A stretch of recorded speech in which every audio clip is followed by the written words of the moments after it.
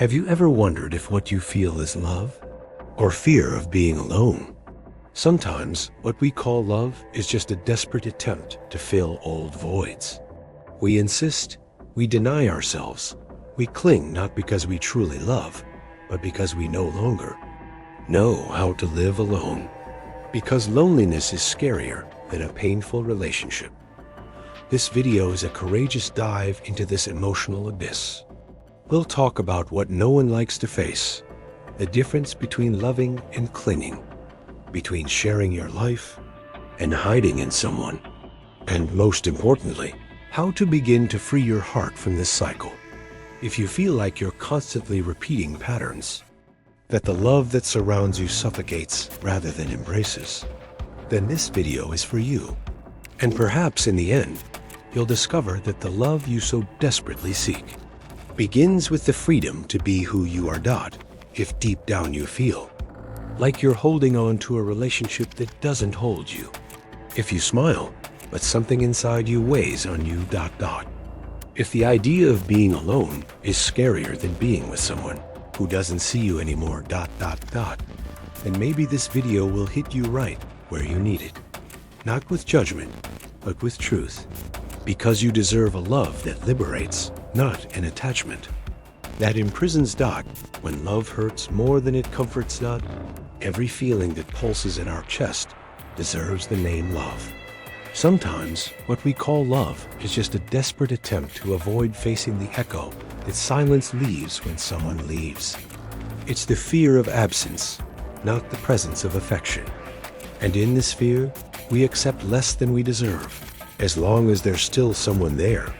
Even if there's no longer reciprocity, tenderness, or truth.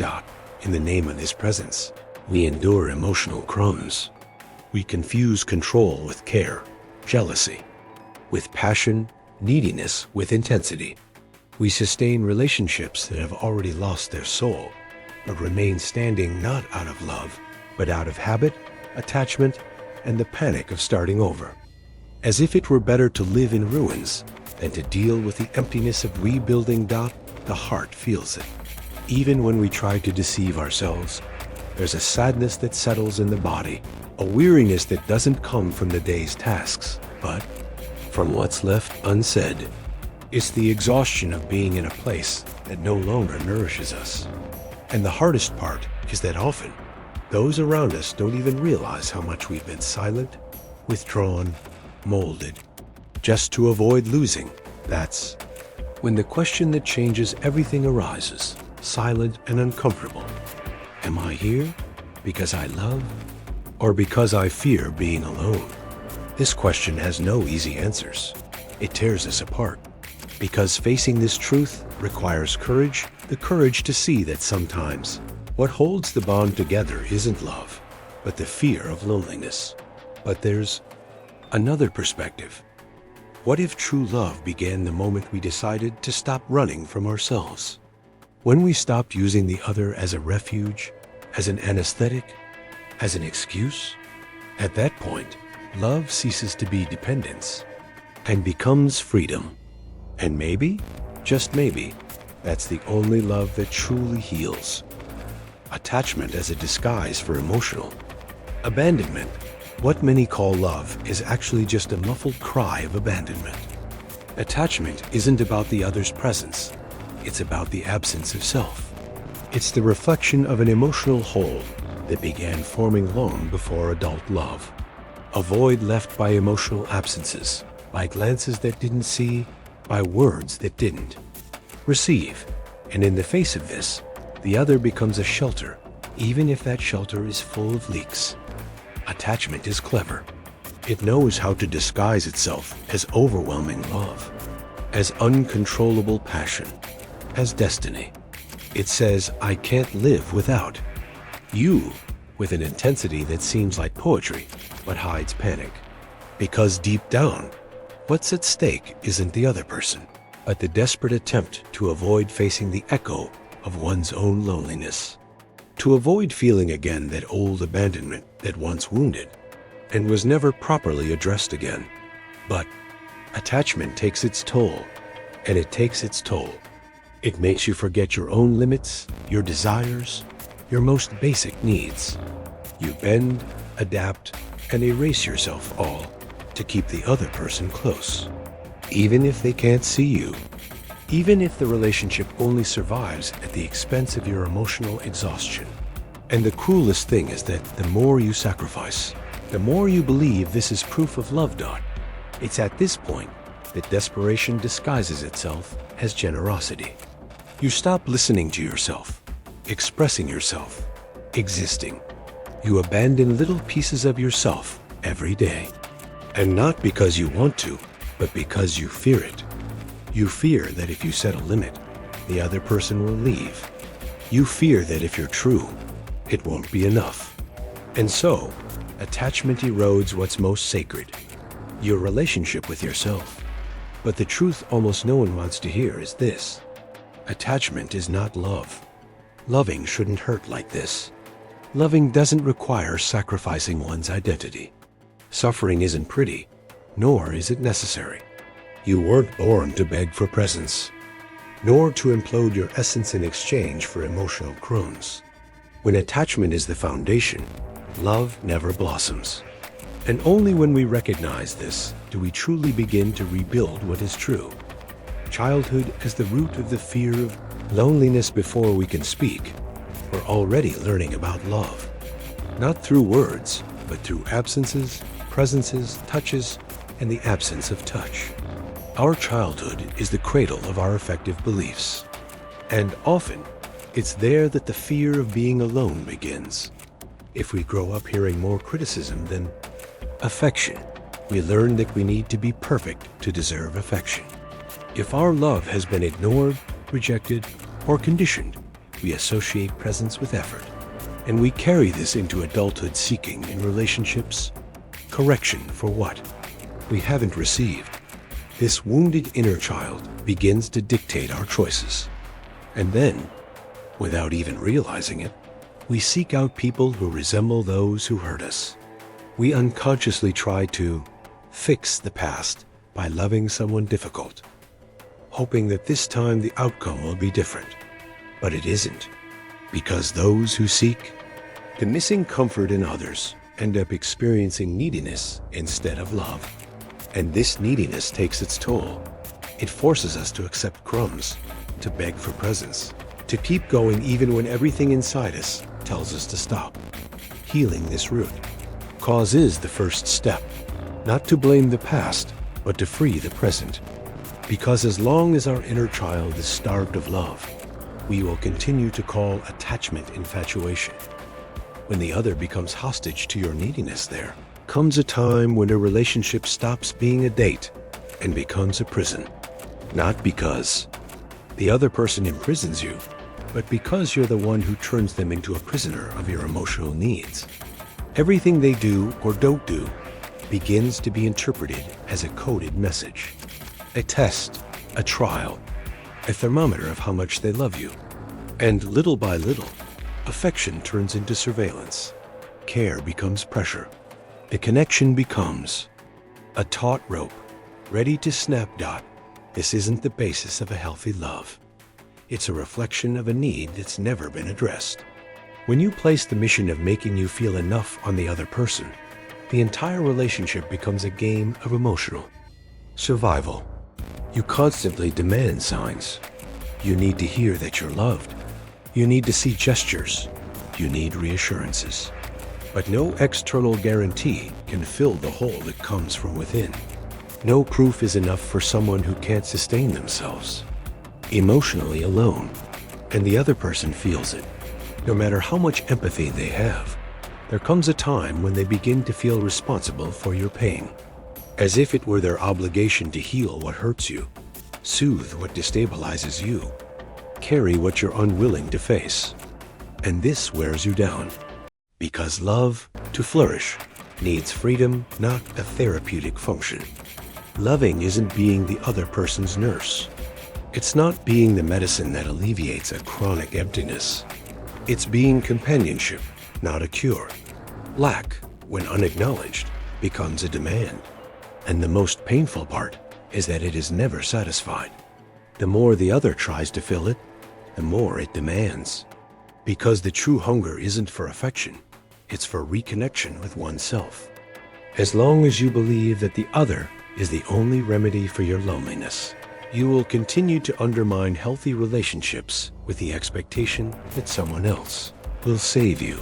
The greatest liberation happens when you understand that the deepest abandonment isn't what someone else commits, but what you commit against yourself. Every time you ignore your feelings, remain silent, and erase yourself to be accepted. When you heal this inner wound, love ceases to be a demand. It becomes a choice. A light, conscious choice where no one carries anyone else. And both walk side by side, hold the emotional comfort zone. Why we can't get out even when we know the relationship is no longer good? We still stay. This isn't weakness, it's emotional conditioning. The pain has already become familiar. The emptiness of the relationship is already familiar, and therefore less frightening than the unknown loneliness. The mind prefers the known to the unknown, even if the known hurts. And that's why so many people persist in exhausted relationships, because it's what they know how to handle. It's where they feel they have some control. This emotional comfort zone is dangerous. It numbs you. It convinces you that this is better than nothing. But the truth is, having nothing is better than having everything and still feeling alone. The way out of this trap begins with a simple but powerful question. Is what I have today what I want for the rest of my life? If the answer is no, then perhaps it's past time to move on. And it doesn't have to be a leap. It can be a step, a small act of self-love that inaugurates your return to yourself. Because leaving your comfort zone is, in fact, entering the zone of truth. The illusion that the other will fill what is missing in. One of the biggest emotional traps is believing that someone else will complete what you lack. This belief, though romanticized by movies and songs, is dangerous because it transfers to the other person a responsibility that is solely yours. No one can give you what you don't offer yourself. If you don't respect yourself, don't listen to yourself, don't accept yourself, you'll demand it from someone else. And you'll live frustrated when you don't receive it. You'll demand too much. You'll be constantly disappointed. You'll call inattention a lack of love when, in fact, it's a reflection of what you don't give yourself. Relationships aren't crutches. They're mirrors. They show more clearly where there are still open wounds. And the more you look outside for what you need to build within, the more you hurt. The more disillusioned you become. The more you cling to fantasies that will never come true. That's why loving another without first learning to love yourself is like building a house on sand. The first strong wind blows and everything collapses. Because without an internal foundation, any gesture becomes a threat. Love isn't about completing. Love is about sharing. And no one can share what they haven't yet discovered within themselves. Loneliness is not an enemy. It is an opportunity for healing. We've learned to see loneliness as punishment, as a sign of failure, as the final stage of someone who didn't work out with anyone. But this is a lie peddled by a culture that idolizes romantic love above all else, even peace itself. Solitude, when well experienced, is sacred. It's where you hear your voice most clearly. It's where you feel your emptiness without distractions. It's where you learn to care for yourself as you would want others to care for you. Loneliness sometimes isn't the absence of love. It's a space for it to be born. And yes, at first, it may hurt. It may seem unbearable. But this pain doesn't come from loneliness itself. It comes from abstaining from emotional distractions, from ending the escapes, from approaching the truths you've tried to avoid. It is in this silence that a new kind of presence is born, your own. You begin to notice yourself more, to embrace yourself without rushing, to consider your needs without judgment. And for the first time, you stop begging for love and begin to cultivate it. Those who learn to be alone never again accept being in bad company, because they understand that their own company isn't a punishment, it's a privilege. Healing love begins with emotional responsibility. Emotional responsibility isn't about blaming yourself for everything. It's about understanding your role within your own choices. It's about stopping outsourcing pain. It's about accepting that if something happens again, it's because there's still something inside you that allows it. It's painful to face this, because it's easier to say, the other person was always like this, than to admit that you remained, that you didn't set limits, that you betrayed yourself in the name of a fantasy. But this pain comes with power, because if the responsibility is yours, the change is also in your hands. You stop being a victim of others and become the author of your own story. Taking responsibility is the first step to healing. It's looking at yourself honestly and saying, I can choose differently. It's accepting that you haven't always been fair to yourself, but that now you can be. And from that point on, you stop looking for someone to blame and start building paths. Because healing doesn't come from outside. It comes when you decide, with firmness and love, to no longer repeat what destroys you. Difference between loving and merging into another. There's a fine line between deep love and emotional fusion. When you start living for the other, feeling for the other, thinking only of the other, something has been lost. Because loving isn't about disappearing into someone else. Emotional fusion is when your desires, limits, and identity are diluted. You forget what you like, what you want, what you feel. Everything revolves around the other person. And then, any separation becomes a threat. Any silence, abandonment. This isn't love. It's dissolution. It's fear disguised as care. It's surrender. Without filter, without presence, without awareness. And those who live this way live in a constant state of alert, trying not to lose someone, even if, in the process, they lose themselves. True love respects boundaries. It demands neither annulment nor control. It celebrates individuality. And the more whole two beings are, the more powerful the connection between them. To love is to be with. It is not to be the other, and much less to abandon yourself so that he can stay. You don't have to be half of yourself to be loved. One of the biggest emotional mistakes is believing that to keep someone close, you need to diminish yourself, that you need to talk less, feel less, be more easy, more understanding, more tolerant of what hurts. But any love that requires you to shrink to fit in isn't love. It's an unbalanced emotional contract. It's a relationship based on the idea that your value depends on your absence. This kind of relationship may even last, but it's costly. It costs your spontaneity, your self-esteem, your peace.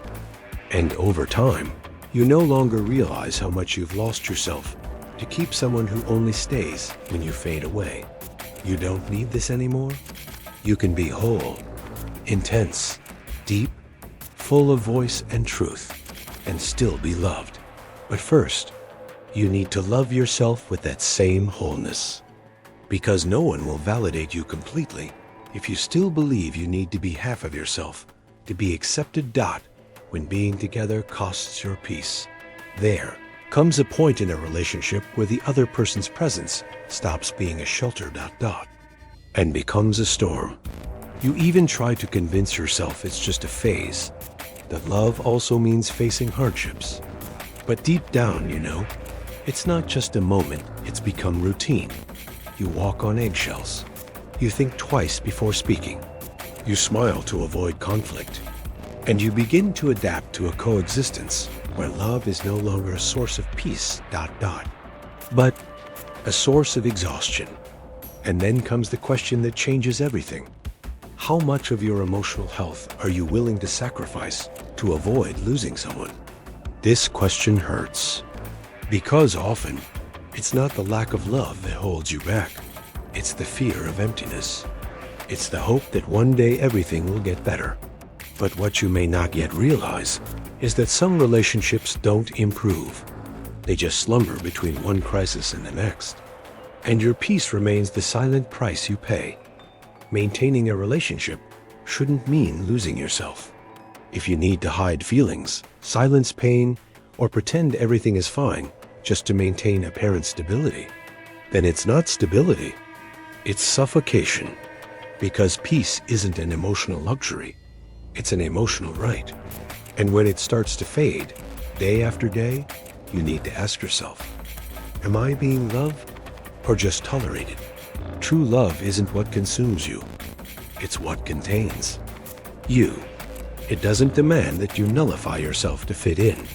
It doesn't turn every conversation into tension. It doesn't make you sick in the name of companionship. Mature love may challenge you, but it never puts you in constant alert mode. It's a home, not a battlefield. It's ground, not restlessness. And even when there are disagreements, there's respect, there's space, there's listening. Being with someone only makes sense when you can be who you are, without fear. When the relationship becomes a place where you can rest, not where you need to protect yourself all the time. Because the greatest proof of love is the peace it brings you. The danger of savior syndrome many people confuse love with a mission. They enter a relationship believing they can heal the other person, mend their traumas, be the salvation from their pain. And in the process, they forget themselves. Savior syndrome is subtle. You don't realize you're in it until you realize you're exhausted, that you're giving far more than you're receiving, that you're trying to rescue someone who didn't even ask to be saved. This dynamic stems from a beautiful place, empathy. But it becomes a trap when you start living for the sake of others' pain. When their suffering becomes a justification for your own, you're not responsible for healing anyone. You can support, inspire, and be there for them. But healing only happens when they choose to heal themselves. Without it, all your effort becomes pressure, and all your dedication becomes frustration. Love isn't sacrifice. Love is partnership. And there's no real partnership when only one person is trying to keep the boat afloat, got the choice not to repeat. The real turning point all healing begins with a choice, not to repeat, not to buy into the same narratives anymore, not to accept the same gestures disguised as love anymore, to put yourself first, not out of selfishness, but out of conscience. This choice can be lonely, because sometimes you need to walk away from environments, people, and versions of yourself that still drag you down. But each step of this separation brings you closer to who you truly are. Not repeating yourself requires presence, attention, courage. It requires listening to the signs you previously ignored, recognizing the patterns you once romanticized, and above all, choosing to act differently, even if it hurts. You won't change everything at once, but with each new conscious decision, you strengthen your emotional freedom, and you build a life where love isn't a prison, it's a flight. The real turning point isn't when the other person changes. It's when you decide to never abandon yourself for anyone again. Love begins at home, within you. Before you want to be loved by someone, you need to love yourself first. And loving yourself isn't about looking in the mirror and thinking you're beautiful. It's about respecting your limits. It's about embracing yourself on difficult days. It's about not betraying yourself to please. Loving yourself means being willing to say no, even when you're dying to say yes. It's withdrawing from where there's no reciprocity. It's keeping the door closed to what has hurt you before. This kind of love isn't easy. It demands inner vigilance. It demands courage to take a stand. But it gives you something no external love can offer: emotional dignity. You deserve to be the first to take care of yourself, the first to listen to yourself, the first to say, I won't accept anything less than what's good for me. And the more you choose yourself, the more life responds with alignment. Because everything begins within, including love. Love without losing yourself. The emotional revolution that transforms everything. The most beautiful love is the one that doesn't require you to disappear. It's the one where you can be whole with your truths, your limits, your desires. Where there's no fear of taking a stand. Where the other person's presence doesn't erase yours. This love is not made of dependence, but of freedom. Not of control, but of trust. Not of demands, but of daily choice. Loving without losing yourself is the pinnacle of emotional maturity. It's knowing you can walk alongside someone without straying from your own path. It's knowing that if the other person leaves, you're still with them. This is the kind of love that is worthwhile, that sustains, that welcomes, that drives, and you only truly experience this when you stop calling attachment love, when you choose to break out of the cycle of repetition, when you decide that your peace is worth more than any presence. If this video touched any part of you, don't let this awakening go to waste. Subscribe to the channel. Here you'll find profound reflections, transformative content, and most importantly, a safe space for emotional growth. Leave a comment. What touched you most about this video? Your experience can help others see themselves too. Leave your like. This shows that this content makes sense and helps it reach more hearts that are also searching for this kind of truth. And don't leave without watching the next video. Are you erasing yourself for love? The truth no one wants to face. In this video, you'll discover how to spot the silent signs of self-denial and, more importantly, how to reclaim your voice before it disappears for good. I'll wait for you there. Your healing has already begun.